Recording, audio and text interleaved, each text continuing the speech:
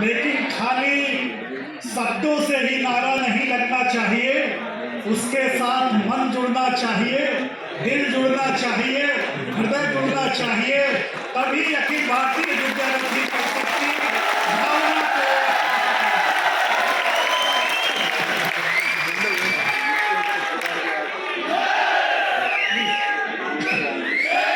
थोड़ा सा ये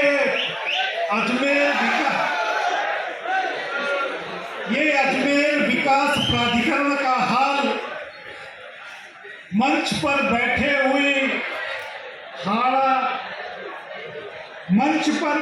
हुए हाड़ा मैडम, जोधा जी, गोरा जी, जहां इस छोटे मंच पर गोरा हो, जोधा हो, हाड़ा हो और उनको दिशा निर्देश देने के लिए वासुदेव जी हो,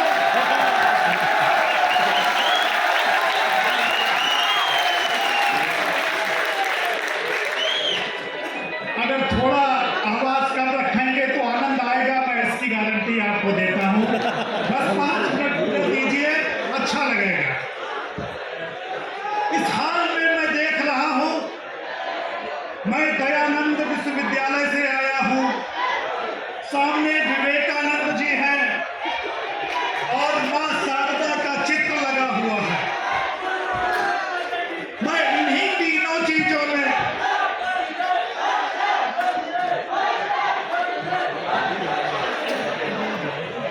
मैं बात कह लूं अपनी,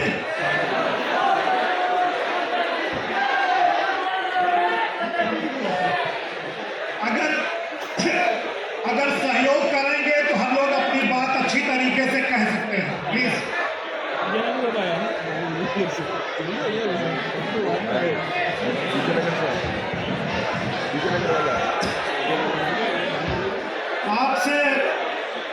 आपसे अनुरोध है, जो लोग जाना चाहते हैं वो अलग चीज है, शांति से प्रस्थान कर लें, लेकिन 2 मिनट का धैर्य रखें। सामने शारदा जी का चित्र लगा हुआ है, इधर अखिल भारतीय लिखा हुआ है। मैं अखिल भारतीय को शारदा जी से जोड़ रहा था। हमने तो कभी सरस्वती जी की पूजा में मंत्र पढ़ा था कि या कुंदेन्दु तुषार हार धवला या शुभ्र वस्त्रावता। तो जो कुंदेन्दु है, कुंद कैसा होता है? अरे कुंद जो चमेली के फूल की तरीके से गोरा है, जो बर्फ की तरीके से सफेद है, जो स्वयं हंस पर बैठी हुई देवी है।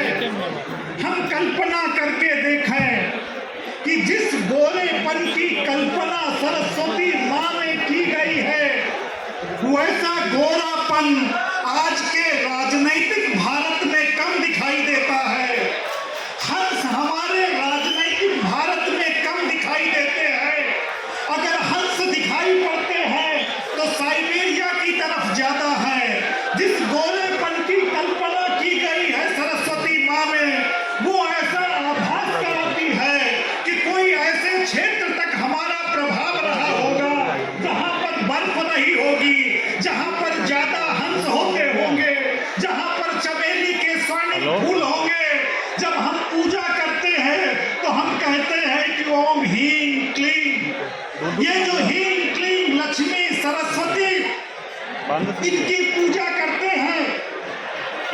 अगर हम इनको देखें तो ये भी हमें आभास दिलाता है कि एथेंस में जो विद्या की मां है वो एडिना है, और उनकी भी जो कल्पना की गई है वो सरस्वती मां जैसी की गई है। तो मेरा कहना यह है कि हमारा जो सांस्कृतिक भारत है वो राजनीतिक भारत से बड़ा है। सांस्कृतिक भारत हमारा साइबेरिया, रूस से लेकर के एथेंस तक फैला हुआ है, और जो हमारा राजनीतिक भारत है वो जो आज की सीमाएं दिखाई पड़ती हैं वहां तक सिमटा हुआ है। देवनानी साहब कह रहे थे कि अखिल भारतीय विद्यार्थी परिषद का और फैलाव हो, तो मेरा मानना ये है कि इस विद्यार्थी परिषद का फैलाव न केवल राजनीतिक भारत तक हो, बल्कि उस भारत तक हो जहां तक सरस्वती मां रही है, जहां तक एथिना रही है।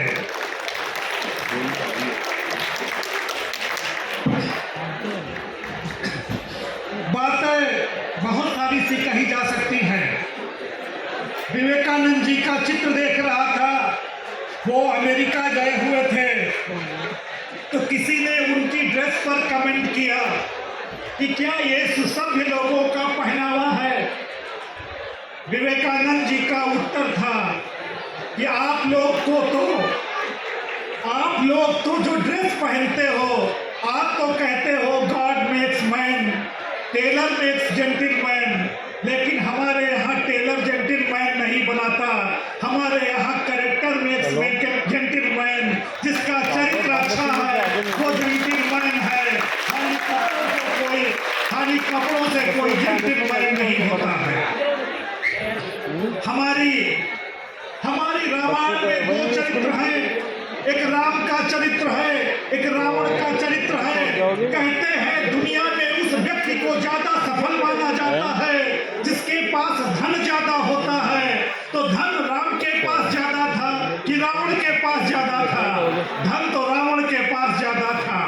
फिर कहते हैं कि वो सफल माना जाता है जिसके पास बल ज्यादा हो, तो शक्ति भी रावण के पास ज्यादा थी, धन भी रावण के पास ज्यादा था, शक्ति भी ज्यादा थी। और जो तीसरा आधार होता है वो ज्ञान होता है, तो ज्ञान भी रावण के पास किसी तरीके से राम से कम नहीं था। तो रावण के पास धन भी ज्यादा था, बल भी ज्यादा था, ज्ञान भी ज्यादा था, लेकिन हमारा वो समाज है जो पूजा रावण की नहीं करता है, पूजा राम की करता है। और वो पूजा राम की, वो पूजा राम की इसलिए करता है क्योंकि राम का चरित्र उत्तम था। हम धन के पीछे दीवाने नहीं, हम बल के पीछे दीवाने नहीं, हम उस ज्ञान के पीछे दीवाने नहीं जो गलत दिशा में हमको ले जाता है। हम उस चरित्र के दीवाने हैं जो राम का था, जो कृष्ण का था, जो हमारे दूसरे महापुरुषों का था।